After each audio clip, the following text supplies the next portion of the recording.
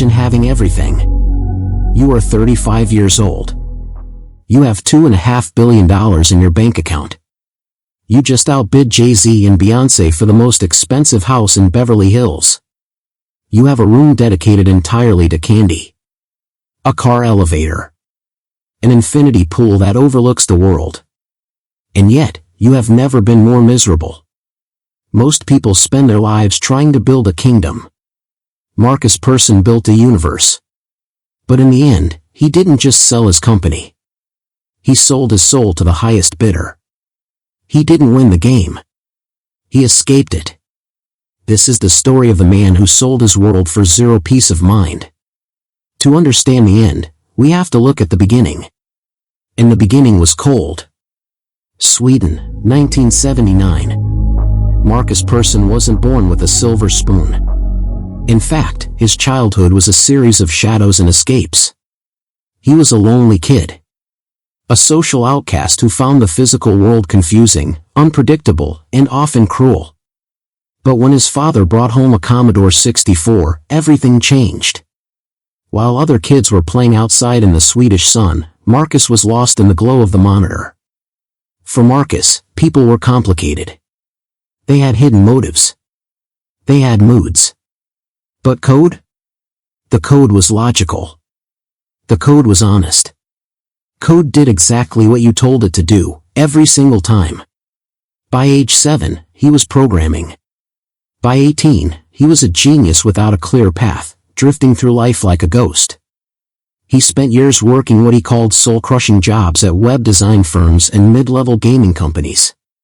He was just another cog in a massive corporate machine. A face in the crowd that nobody bothered to remember. He had no money. He had no fame. He had no grand vision to change the world. He was living paycheck to paycheck, fueled by cheap coffee and a burning desire to create something that was truly his. He wanted a world where he set the rules. In his cramped apartment, during the late hours of the night when the rest of Stockholm was asleep, he began working on a strange, ugly project. It was a world made entirely of blocks. It had no tutorial. It had no missions. It had no point. He called it Minecraft.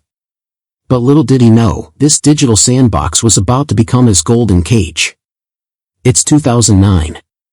The gaming industry is undergoing a massive shift. Big studios are obsessed with HD graphics, realism, and cinematic storytelling. They are spending hundreds of millions of dollars to make games look like Hollywood blockbusters.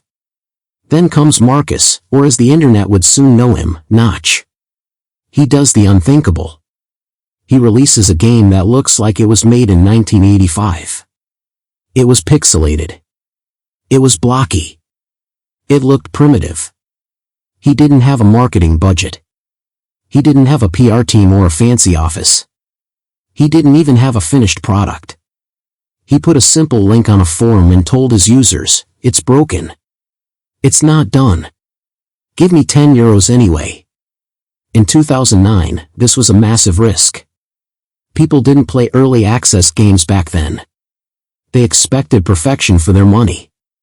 But Notch offered something better, honesty. The coffee was always cold, the nights were always long, and Notch was obsessed. He would sit at his desk for 20 hours straight, responding to every single comment and fixing every bug reported by his tiny band of followers. The players weren't just customers to him. They were his friends. They were the only community he had ever truly felt a part of. And that honesty created a firestorm. Suddenly, the numbers started to move. 10 sales a day turned into 100. Then 1,000. Money started flooding into his PayPal account so fast that the system flagged him for fraud. PayPal actually froze his account, locking away $600,000. He was technically a millionaire, but he couldn't even buy a sandwich with that money. Most people would have panicked. Most would have sold out to the first investor who knocked. But Notch did something that would change the business world forever, and the reason behind it was far more personal than anyone realized. Success is a bright light. And in the dark world of business, bright lights attract predators. By 2011, Minecraft wasn't just a game anymore, It was a cultural phenomenon. It was on every computer, every phone, and every schoolyard conversation. But with that fame came a terrifying new reality. Notch was no longer a guy making a game, he was a god to a world he no longer controlled. Every time he changed a single block or tweaked a line of code, millions of people screamed at him. If he tweeted an opinion, it was front-page news. The community he once called his friends had turned into a mob. They called him lazy. They called him a sellout. They blamed him for every glitch and every perceived mistake. The pressure began to crack him. He was a private, introverted man living the most public life imaginable. He was being hunted by lawyers and tech giants. Bethesda, a massive gaming titan, sued him over a single word. He felt like he was drowning in his own success. In a moment of pure, raw desperation, Notch picked up his phone. He didn't call his board of directors. He didn't call a lawyer. He went to Twitter and posted a cry for help disguised as a deal. He wrote, "Anyone want to buy my share of Mojang so I can move on with my life?" It looked like a joke to the public. To the industry, it was a shark-feeding frenzy. Within minutes, the biggest corporations on the planet were at his door. Google, EA, and Microsoft were all fighting for the keys to his kingdom. The final price? $2.5 billion. He took the deal.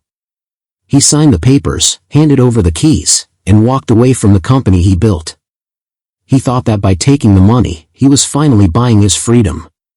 He thought the noise would finally stop. But as the ink dried on the contract, Markus realized that when you sell your world, you have nowhere left to live. Markus Persson moved into his $70 million mansion.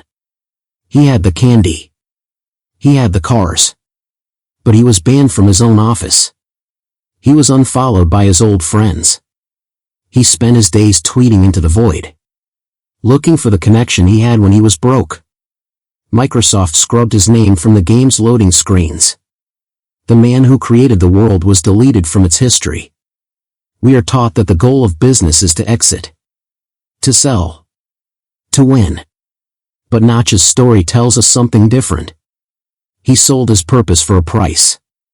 And he learned that money can buy you a house, but it can't buy you a home. It can buy you players, but it can't buy you community.